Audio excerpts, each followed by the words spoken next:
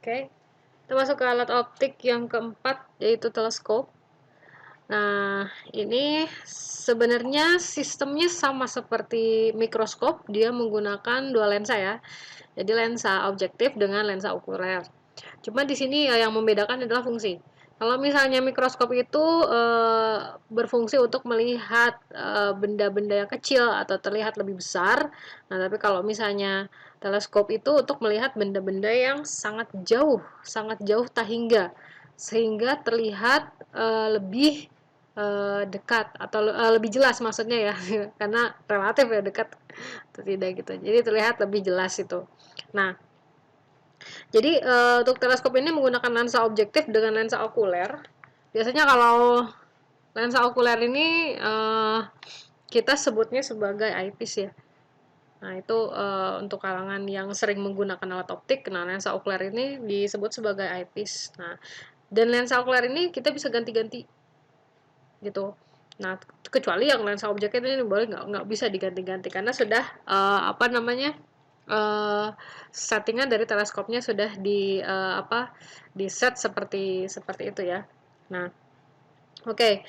Nah, di sini untuk bendanya pada alat optik teleskop itu kan bendanya kan jauh ya, jauh tak hingga. Sehingga di sini Ibu tidak menggambarkan bendanya karena jauh sekali tak hingga. Nah, konsepnya kalau pada optik, sesuatu yang datang dari arah tahingga atau um, menghasilkan misalnya bayangan tahingga gitu kan, itu kan kaitannya kan pasangannya biasanya dengan titik fokusnya. Jadi kalau misalnya benda kita taruh di titik fokus maka bayangannya tahingga. Berarti kebalikannya, jika misalnya bendanya tahingga maka bayangannya akan jatuh di titik fokus. Nah, makanya kalau pada teleskop itu si lensa objektifnya di setting sedemikian rupa supaya si bayangan yang kita amati itu jatuh di fokusnya objektif gitu. Nah, jadi di sini diibaratkan kalau misalnya ada sesuatu yang dari tahingga, sinar atau apapun, nah ini kita gambarkannya sejajar ya. Nah, nanti dia akan jatuh di sini. Nah, berarti di sini kan bayangan yang terbentuk dari lensa objektif di sini akan menjadi benda pada lensa okuler. Nah, sedangkan di sini pada lensa okuler di sini, ini kasusnya untuk melihat tanpa akomodasi. Nah, untuk tanpa berakomodasi ini kan berarti kan matanya dalam kondisi yang rileks.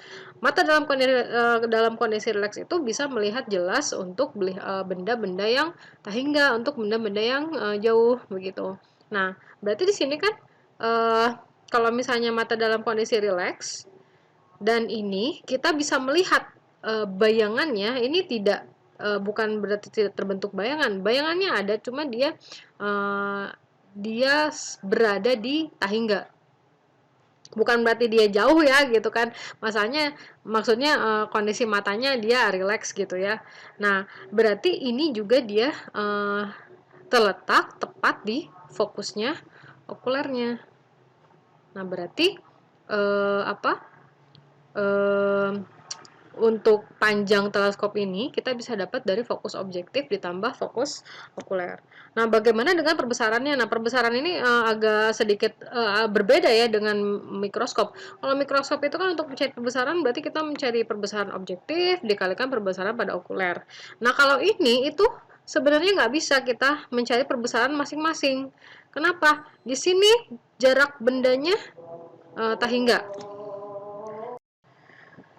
Bendanya ada di tahingga, berarti kita kan nggak bisa menghitungnya ya kan dengan hanya menggunakan perbesaran misalnya S aksen per S atau misalnya jarak bayangan dibagi jarak benda gitu, kita nggak bisa gitu kan. Nah, begitu juga untuk perbesaran okuler karena di sini bentukan dari bayangannya juga tahingga juga sama gitu kan, berarti tidak bisa dihitung dengan hanya kita mengandalkan jarak jarak benda dengan jarak bayangan saja.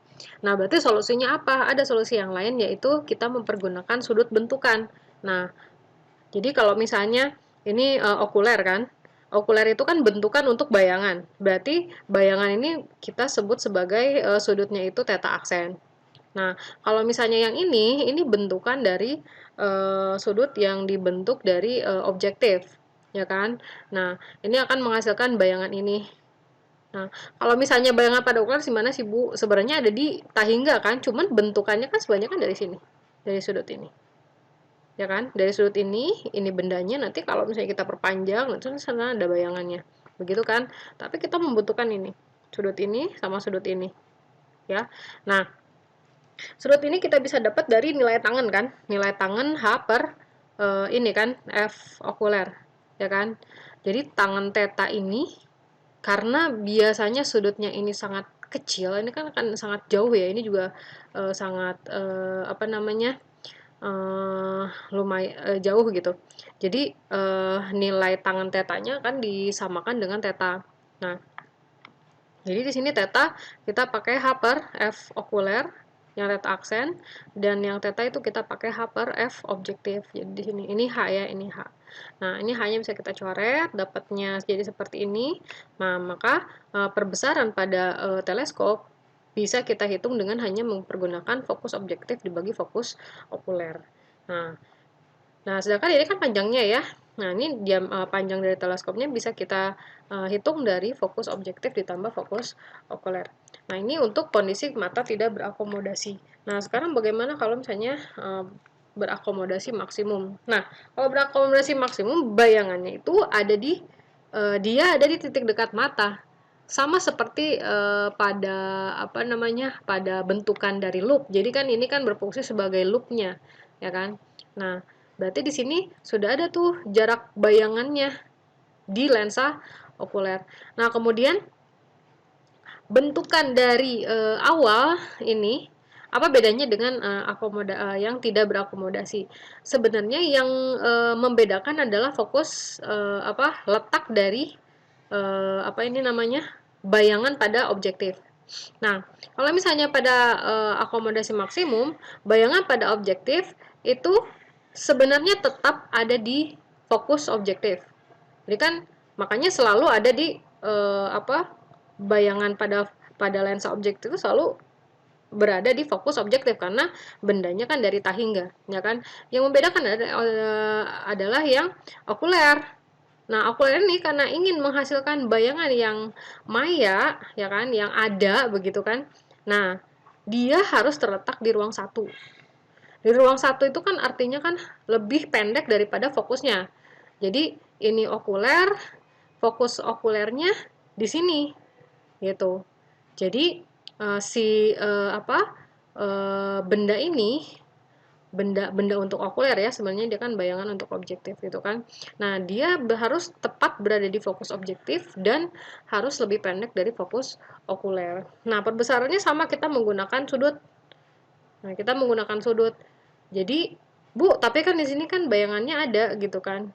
Ya tetap aja, soalnya di sini ini bayangannya ada, tapi kan di sini bendanya tetap nggak ada kan gitu kan. Jadi kita tetap menggunakan theta. Nah, kamu perhatikan di sini.